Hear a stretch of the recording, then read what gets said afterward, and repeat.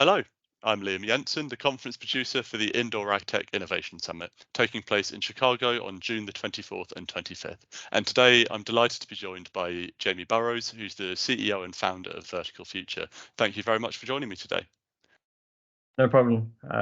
Good to see you, and looking forward to being in Chicago in June. Yeah, we're looking forward to having you, and I think it's going to be an incredibly exciting event. But if we look back, it's been an incredibly exciting 12 months for you guys. Loads of announcements, partnerships, events. I guess if you had to pick just 2 or 3 highlights, what would they be? There are 3. So I think the first one would be being listed in the Food Tech 500 as the number 1 CEA tech company and number 12 overall, which is a really big achievement for us. Second is being involved in the space work. So the prospect of actually having our systems in space in as little as a few years is incredibly exciting. We're involved with some massive players internationally. And then I think the third is our recent work at the World Economic Forum special event in Riyadh, and getting to sit down and spend effectively one-on-one time with the Iraqi Prime Minister and his key cabinet members to understand their problems and see how we could apply our systems. Congratulations on a successful year, and I guess looking at that last point you mentioned, the food security piece is something that you've come up quite a few times around, and whether it's kind of the diversity of crops, but also looking at the diversity of climates that you can grow on Earth. How are you hoping for your solution to be a part of food security as a whole? I think the food security piece can be applied in any of the use cases that we're looking at, whether it be space, whether it be projects in Iraq or the wider MENA region, or in Canada. We are a technology company. We build fully integrated systems. We provide the data, and then we make the systems more productive over time through this data. And it's through finding willing partners that have shared problems that we'll be able to provide solutions and play a greater role into the future. Yeah, whether it be here on planet Earth or in space.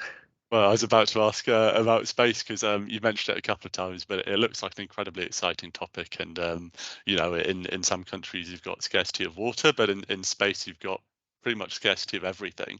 When we're looking at space innovations, what are there any potential benefits that you're hoping you can bring back down to Earth from that project?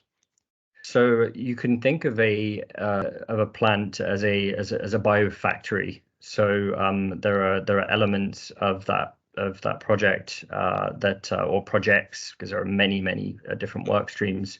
If we're looking at eventually getting to Mars and other planets, obviously these are long-term goals, then plants need to do different things. And plants can produce medicines, they can produce materials, and they can feed people. And they can also bring back the learnings from what we get from space, and our work in space can also be brought back to Earth. I think since the 1950s there have been, off the top of my head, about at least 30,000 or more consumer products that have been developed off of the back of work in space. So it goes both ways. Yeah, fantastic. And when we're looking at, I guess, the benefits of these projects, a lot of it is about the understanding. And actually at the summit you'll be presenting about the kind of the value of CEA data and how its strategic importance can kind of shape the future of agriculture. Without sharing too much about the presentation, what are the areas that excites you in this topic, and what are you looking forward to sharing at the event?